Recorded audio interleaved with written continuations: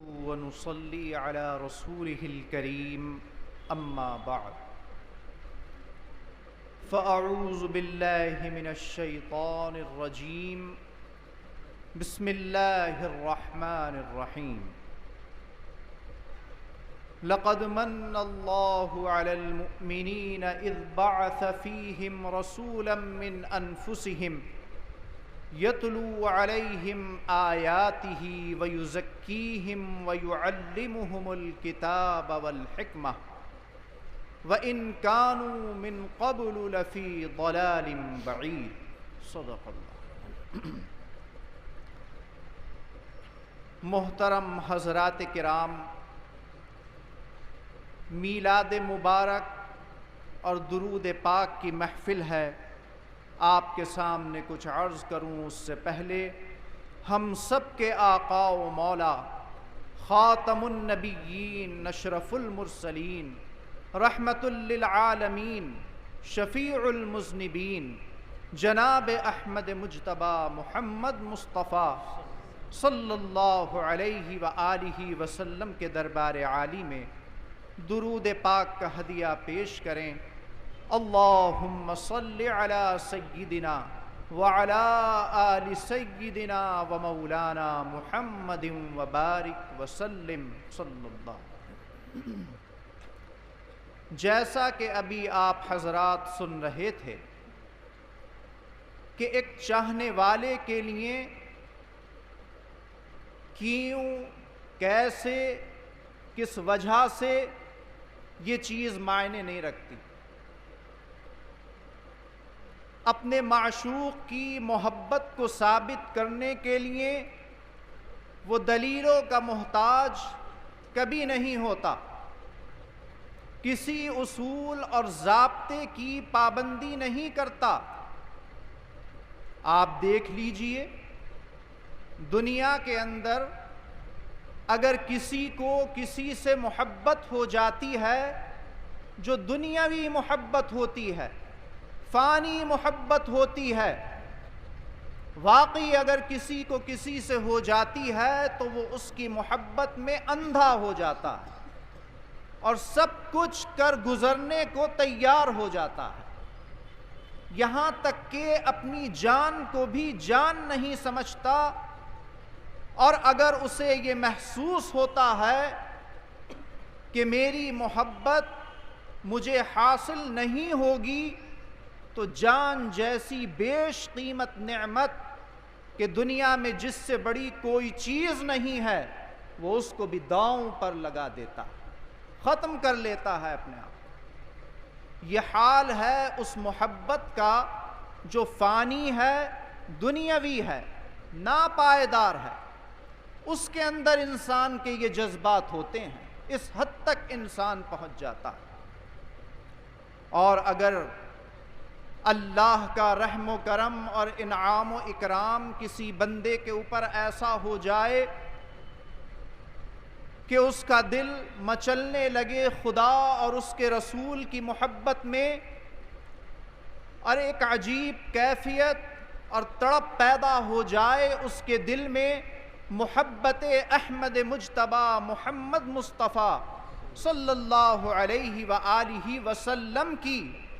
تو اس شخص کو بھی پھر کسی چیز کی دلیلوں کی پرواہ نہیں رہتی۔ صحابہ کرام سے زیادہ متقی، زیادہ بڑا عالم، زیادہ بڑا موحد تو کوئی ہو نہیں سکتا۔ کوئی واسطہ نہیں تھا ان کے اور رسول اللہ کے بیچ، یا یوں کہیے کہ وہ اللہ تعالیٰ سے بس ایک واسطہ رکھتے تھے بیچ میں، جناب احمد مجتبی محمد مصطفیٰ صلی اللہ علیہ وآلہ وسلم کا۔ اسی لیے کہا جاتا ہے، ان کے متعلق بیان کیا گیا ہے کہ کوئی کتنا بھی بڑا ولی کیوں نہ ہو جائے، ولایت کے آخری درجے پہ کیوں نہ پہنچ جائے، مگر حضور کے سب سے کم درجے کے صحابی کے مرتبے کو وہ کبھی نہیں پہنچ سکتا۔ غوث اعظم حضرت شیخ عبد القادر جیلانی محبوب سبحانی رحمت اللہ علیہ جو امام الاولیاء کہلاتے ہیں، جن کے متعلق یہ بات طے ہے کہ کوئی ولی ان کے مرتبے کو نہیں پہنچا ہے نہ پہنچے، ان کے متعلق میں نے کسی کتاب میں پڑھا تھا کہ انہوں نے یہ فرمایا ہے کہ حضور کے آخری درجے کے جو صحابی رسول ہوں، صحابی ہوں، اور ان کا گھوڑا ہو، اس گھوڑے کی ٹاپوں پر، اس کے قدموں پر جو دھول اور خاک لگی ہو، یہ عبد القادر ان صحابی رسول کے گھوڑے کے ٹاپوں کی دھول کو نہیں پہنچ سکتا۔ یہ فرما رہے ہیں امام الاولیاء حضرت شیخ عبد القادر جیلانی محبوب سبحانی رحمت اللہ علیہ۔ تو اب آپ بتائیے صحابہ کرام کے مرتبے کے بارے میں ہم کیا تصور کر سکتے؟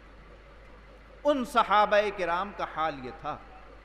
کہ رسول اللہ نے چکر لگائے، وجہ نہیں پتا کیوں لگائے، کیا مقصد تھا۔ سب سے بڑی وجہ ان کے دل میں کیا تھی؟ محبت، یاد تھی رسول اللہ کی، دل تڑپتا تھا رسول اللہ کی یاد میں، ایک ایک ادا اور بات کو یاد کرتے تھے کہ یہاں سے میں گزرا تھا کسی زمانے میں رسول اللہ کے ساتھ اس راستے سے، یہ وہ جگہ ہے، مجھے یاد آ رہی ہے کہ یہاں پر چکر لگائے تھے آپ نے، تو میں بھی کیوں نہ لگا لوں۔ یہاں پر قضائے حاجت کی تھی آپ نے، مجھے تو ضرورت نہیں ہے، مگر رسول اللہ نے یہ طریقہ اختیار کیا تھا قضائے حاجت کے لیے، کونے میں بیٹھے تھے تو اس نقل میں میں بھی بیٹھ جاؤں۔ اسے کہتے ہیں محبت، اسے کہتے ہیں تڑپ، کہ جو کسی چیز کی محتاج نہیں ہوتی۔ اور میں پڑھ رہا تھا مختلف علماء کے اقوال میلاد نبی صلی اللہ علیہ وسلم کے منانے کے تعلق سے، تو ان سب باتوں کا لب لباب اور خلاصہ یہ نکل کر آیا کہ یہ ساری باتیں، یہ دلیلوں کی ضرورت 100 سوا 100 سال کی یہ باتیں ہیں۔ اس سے پہلے کے جتنے علماء تھے 1200 سال کے، وہ کوئی دلیل یا کوئی گفتگو، کوئی چونچرا میلاد نبی صلی اللہ علیہ وسلم کے منانے پہ نہیں کرتے۔ خود حضرت امام ربانی، حضرت مجدد الفسانی شیخ احمد فاروقی سرہندی رحمت اللہ علیہ نے بھی اپنے ایک مکتوب کے اندر یہ ارشاد فرمایا ہے کہ وہ محفل کہ جو نبی کے نام پر، ان کے میلاد کے نام پر سجائی جائے اور اس میں غیر شرعی کام کیے جائیں تو اس سے کس کو اتفاق ہو سکتا ہے، لیکن وہ محفل کہ جس کے اندر مقصد ہو دلوں میں تعظیم پیدا کرنا، مقصد ہو نبی کریم صلی اللہ علیہ وسلم کی مبارک زندگی کے پہلوؤں کو اجاگر کرنا، وہ باعث اجر و ثواب ہے، مستحسن ہے، اور میں اس کا قائل ہوں۔ ایک ہی مکتوب کے اندر آپ نے دونوں باتیں ارشاد کی۔ بڑے بڑے علماء کے اقوال اس میں لکھے ہیں کہ انہوں نے فرمایا کہ اللہ کے رسول کا ذکر کرنا کسی محفل میں یہ کس طرح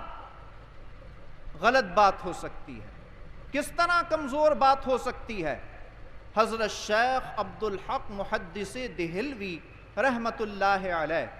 جو اپنے وقت کے بہت بڑے بزرگ اور محدث گزرے ہیں،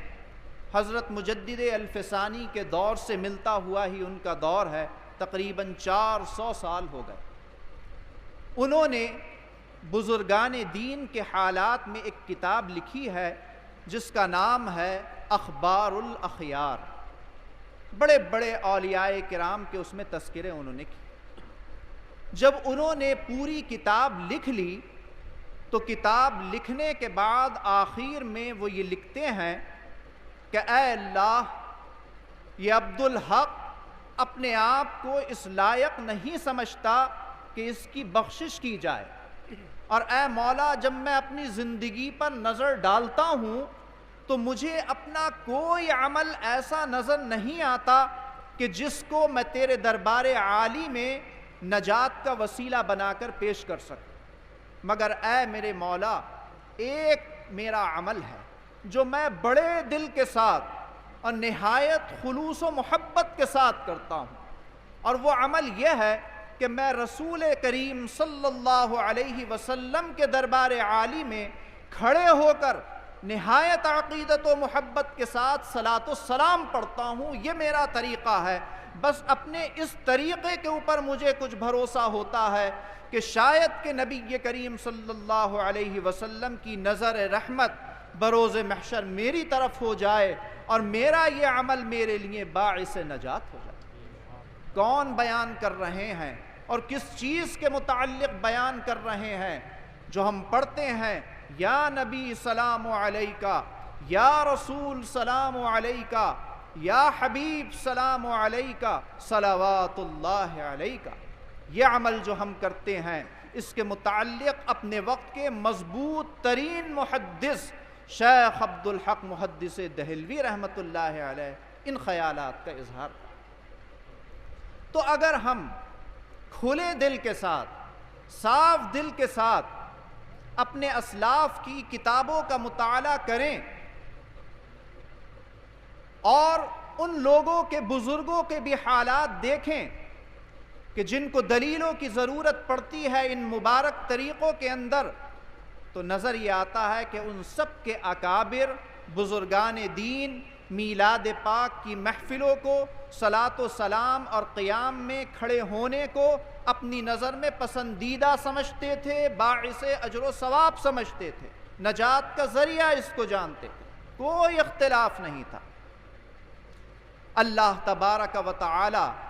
ہمارے دلوں کے اندر محبت کا غلبہ پیدا فرمائے اور شریعت کی حدوں کی پابندی بھی ہمیں عطا فرمائے، تاکہ محبت کے نام پر ہم کوئی ایسا کام نہ کر بیٹھیں جس سے اللہ اور اس کے رسول ناراض ہوں۔ اور کیوں نہ منائیں میلاد؟ دیکھیے، کوئی کسی کو ایسے یاد دنیا میں نہیں کرتا۔ ماں باپ سے زیادہ کون ہے کسی کے لیے کہ جنہوں نے پیدا کیا؟ مگر کیا حال ہوتا ہے؟ ماں دنیا سے گئیں یا والد چلے گئے، دل بڑا بے چین و بے قرار ہوا۔ 3 دن، 4 دن، 8 دن، 40 دن، مگر انسان اپنے کاموں میں لگ گیا، غم غلط ہو گیا، سب بھول گئے، کوئی کسی کو یاد نہیں رکھتا۔ وقتاً فوقتاً کوئی ذکر آ گیا تو یاد کر لیا۔ لیکن اگر کوئی ذات ایسی ہو کہ جس کے احسانات، جس کے کرم و الطاف ہماری سانس سانس ہوں، قدم بقدم ہوں، جناب احمد مجتبی محمد مصطفیٰ صلی اللہ علیہ وآلہ وسلم، تو ان کو کس طرح بلایا جا سکتا؟ کیسے ان کے ذکر پاک کی محفل کو کمزور سمجھا جا سکتا ہے؟ کیونکہ وہ محسن اعظم ہیں، محسن انسانیت۔ اور کیا ہے آپ کے احسانات میں سب سے بڑا احسان؟ حدیث پاک جس کو مشترک بیان کیا ہے ابو داود نے، نسائی نے اور دیگر محدثین کرام نے رحمت اللہ علیہم اجمعین، اس کے اندر نبی کریم صلی اللہ علیہ وسلم کا یہ بیان ہے۔ آپ فرماتے ہیں کہ اے لوگو، جمعے کے دن زیادتی کے ساتھ، کثرت کے ساتھ میرے اوپر درود پڑھا کر، اس لیے کہ جمعے کا دن یہ وہ مبارک دن ہے کہ جس میں اللہ تعالیٰ نے حضرت آدم کو پیدا فرمایا، اور یہی وہ دن ہے کہ جس کے اندر حضرت آدم کو وفات دی، اور فرماتے ہیں کہ یہی وہ دن ہے کہ جس کے اندر قیامت کا سور پھونکا جائے گا، قیامت قائم ہوگی۔ لہٰذا بابرکت دن ہے، اس میں تم کثرت کے ساتھ میرے اوپر درود و سلام پڑھا کرو، اس لیے کہ میرا جو امتی میرے اوپر سلام پڑھتا ہے، اللہ تعالیٰ کے فرشتے اس کا سلام لے کر میرے سامنے حاضر ہوتے ہیں، اور میں اس کے صلاۃ و سلام کا جواب بھی دیتا ہوں۔ صحابہ کرام نے جب اس بات کو سنا تو عرض کیا، یا رسول اللہ، یہ بات تو ٹھیک ہے، ابھی آپ حیات ہیں، اللہ کے فرشتوں سے آپ کی ملاقات ہو رہی ہے، وہ آپ کو آ کر پیغام دے دیتے ہیں، باتیں بتا دیتے ہیں کہ کس امتی نے آپ کے اوپر درود و سلام بھیجا، لیکن جب آپ وفات پا جائیں گے اور ہم یہ سمجھنے لگیں گے کہ آپ مٹی میں مل گئے، تو پھر آپ کیسے جواب دیں گے؟ تو اللہ کے رسول صلی اللہ علیہ وسلم نے اس کا یہ جواب دیا، ان اللہ حرم علی الارض ان تأکل اجساد الانبیاء۔ اے میرے صحابہ، کیا سمجھتے ہو؟ اللہ تعالیٰ نے زمین کے اوپر یہ حرام کر دیا ہے کہ وہ انبیاء کے جسموں کو کھائے۔ نبی معظم صلی اللہ علیہ وسلم تو امام ہیں، انبیاء کے سردار ہیں، ان کے متعلق کیسے گمان کیا جا سکتا ہے کہ کوئی بندہ عقیدت اور محبت سے بھرے ہوئے دل سے ان کے دربار میں سلام بھیجے اور وہ اس کے سلام کا جواب نہ دے؟ تو زندگی میں یہ احسان کہ ہم سلام بھیج رہے ہیں تو دین و دنیا کی سلامتی جواب میں وہ ہمارے اوپر بھیج رہے ہیں، اور قبر میں ان کا یہ احسان عظیم حدیث پاک میں آتا ہے، اللہ کے رسول صلی اللہ علیہ وسلم نے فرمایا کہ جب کسی مسلمان کو دفن کر دیا جاتا ہے اور اس کے ساتھی اس کو دفن کر کے واپس جانے لگتے ہیں اور امتحان کے لیے قبر میں فرشتے آ جاتے ہیں، جو بڑا کررا وقت ہوتا ہے، تو اس وقت فرشتے میرا چہرہ اس کے سامنے کرتے ہیں، شبیہ پاک اس کو دکھائی جاتی ہے اور اس سے پوچھتے ہیں تیرا کیا خیال ہے اس انسان کے بارے میں؟ آپ صلی اللہ علیہ وسلم نے فرمایا کہ اگر وہ کافر یا منافق ہوتا ہے تو یہ کہہ دیتا میں نہیں جانتا ان شخص کو، ان کے بارے میں کوئی علم نہیں رکھتا، تو اللہ تعالیٰ کا عذاب اسی وقت سے اس کے اوپر نازل ہونے لگتا، نہایت سخت عذاب۔ اور فرمایا کہ میرا امتی، میرا ماننے والا،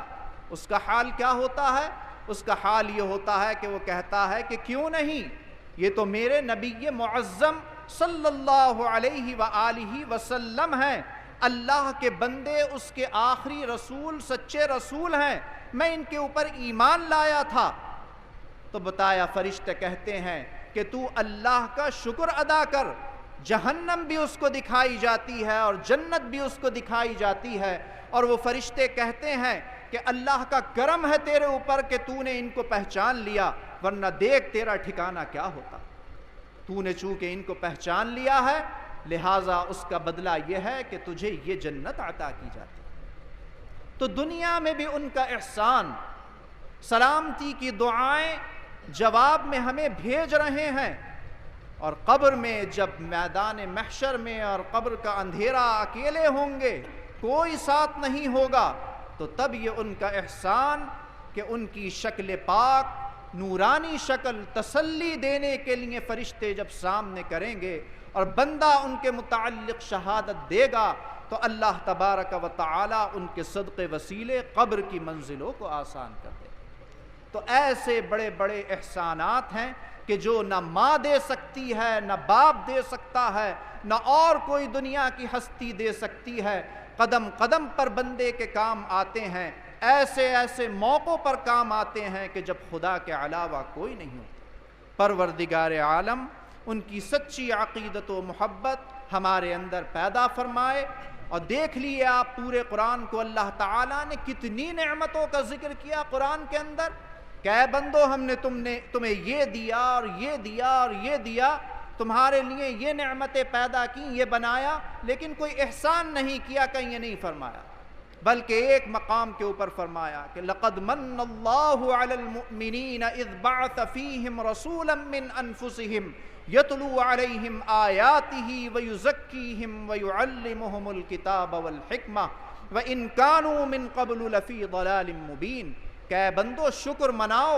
ہمارا احسان مانو کہ رسول معظم صلی اللہ علیہ وسلم کو ہم نے تمہاری ہدایت و رہنمائی کے لیے بھیج دیا، ورنہ تم تو ایسی گمراہی میں پڑے ہوئے تھے کہ جس کا ٹھکانہ نہیں تھا۔ پروردگار عالم اس احسان عظیم کو ماننے کی ہمیں توفیق عطا فرمائے اور ہمارے ٹوٹے پھوٹے دلوں میں آپ کی محبت پیدا فرمائے۔ وآخر دعوانا ان الحمد للہ۔